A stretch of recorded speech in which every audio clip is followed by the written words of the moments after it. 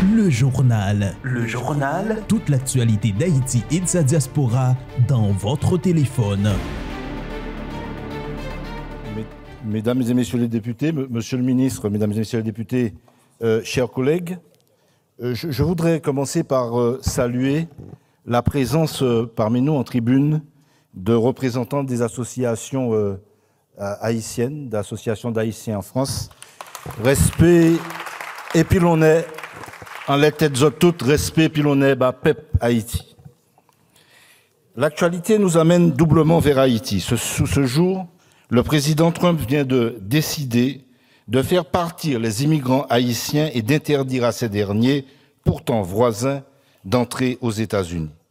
Et puis il y a le bicentenaire de la double dette qui nous occupe ce soir. En 1794, la France révolutionnaire abolissait l'esclavage dans ses colonies au nom, comme l'affirma Robespierre, d'un principe, celui de la liberté qui est due à tout homme. Mais en 1804, la France napoléonienne revenait sur cette décision et rétablissait l'esclavage. Entre-temps, dans la colonie française de Saint-Domingue, les anciens esclavisés se sont révoltés contre leurs anciens maîtres qui voulaient les maintenir en sujétion. Napoléon envoya une armée commandée par son beau-frère Leclerc pour les exterminer, mais ce sont eux qui, commandés par le général Dessalines, les battirent à la bataille de Vertières où l'armée française fut défaite. Cet acte héroïque permit la déclaration d'indépendance d'Haïti le 1er janvier 1804. La première République noire était née. Ce faisant, cette indépendance ne fut reconnue par la France que le 17 avril 1825. Il est utile de rappeler les circonstances de ce geste. Indépendant, Haïti n'a pu être reconnu par ses voisins caribéens ou américains en raison des pressions faites par la France. D'où 1825.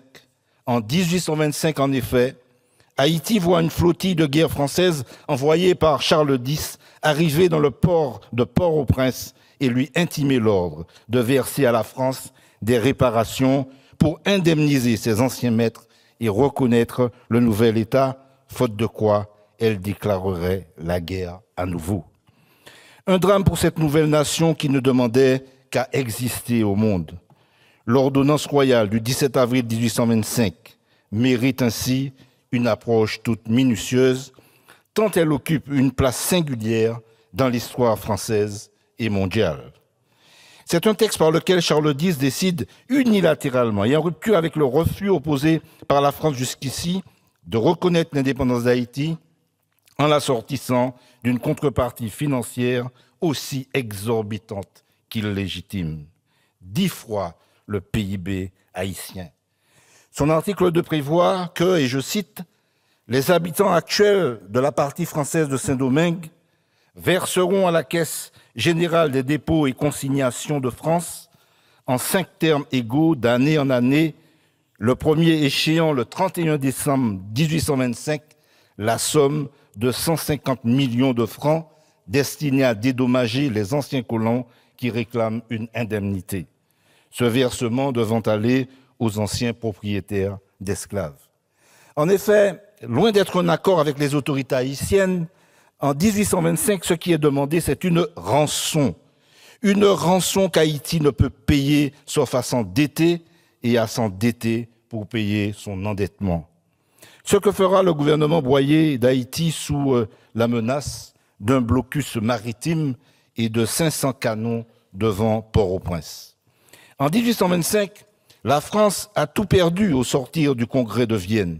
Son impérialisme n'a plus de débouchés, mais Paris a besoin de débouchés pour financer sa conquête algérienne ou cochin chinoise.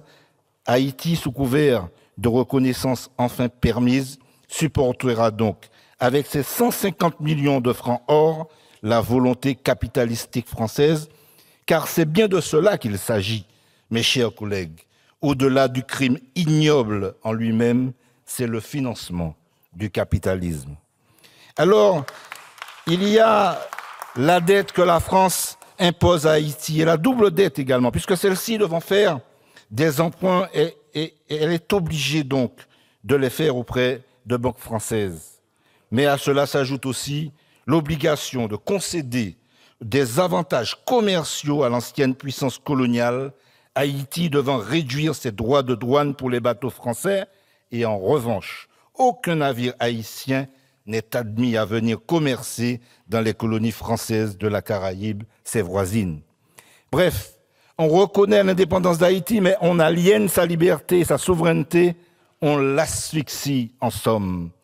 L'économiste Thomas Piketty estime l'ensemble de l'indemnité payée par Haïti à 300% de son PIB, soit l'équivalent de 3 années de production haïtienne pour ce qui était la colonie la plus riche du monde, disait-on à l'époque.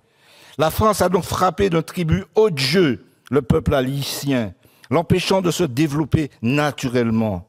Voilà peut-être le premier acte néocolonial de la France, perpétré par Villèle, ce sinistre ministre de Charles X, qui, après avoir emprisonné et tué Toussaint Louverture, empêchera à cette nouvelle nation caribéenne d'exister, bridant ainsi ce premier État noir de la planète.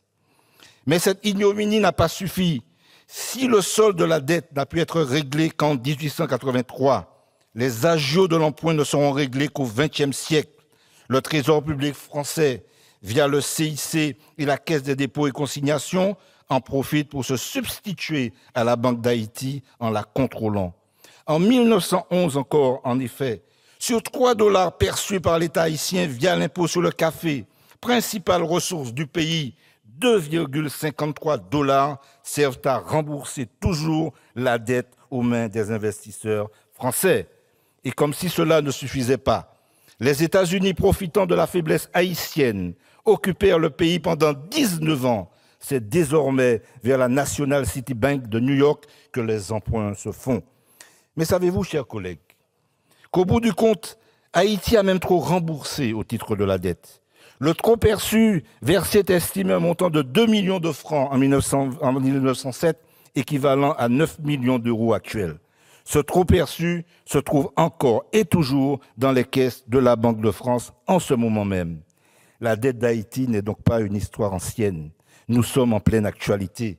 Ce qui augure du caractère excessif des propos sarcastiques du président de la République Emmanuel Macron, laissant entendre que la situation actuelle d'Haïti ne serait due qu'à l'impéritie des Haïtiens eux-mêmes. L'impact sur Haïti de cette double dette n'est plus à démontrer et est largement documenté. Elle a été un frein évident au développement d'Haïti et c'est bien la France qui en est responsable.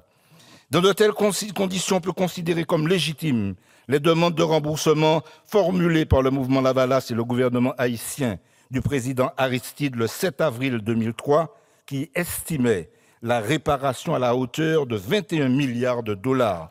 Et légitime également la reconnaissance par la France en 2015 d'une dette morale par le président Hollande qui affirma, et je cite, « Quand je viendrai en Haïti, j'acquitterai à mon tour la dette que nous avons », aussitôt démenti, hélas, par le Quai d'Orsay. Dans un tel contexte, il faut saluer les travaux de la Fondation pour la mémoire de l'esclavage, qui a publié à l'occasion de ce triste bicentenaire une note consacrée à la double dette d'Haïti 1825-2025, ainsi que les travaux de l'historienne haïtienne spécialiste de la dette, Madame Gusty Clara Gaillard-Pourchet, qui font référence. Cette dernière s'étant vue confier le 17 avril dernier par le président de la République l'animation d'une commission avec le diplomate Yves Saint-Jour pour évaluer l'impact de l'indemnité financière imposée par la France et formuler des recommandations. Cette démarche de justice et de vérité est nécessaire et nous la soutenons. C'est d'ailleurs l'objet de la proposition de résolution que le groupe de la gauche démocrate et républicaine propose aujourd'hui en vous invitant à faire en sorte que le gouvernement français, après 200 ans, reconnaisse enfin le caractère indu de cette double dette et prenne en considération les demandes de réparation formulées par le gouvernement haïtien et les instances internationales à travers l'OMU. Et en tant que Martiniquais, Caribéen, je suis tellement fier et je remercie mon groupe de m'avoir permis de porter aujourd'hui cette discussion générale.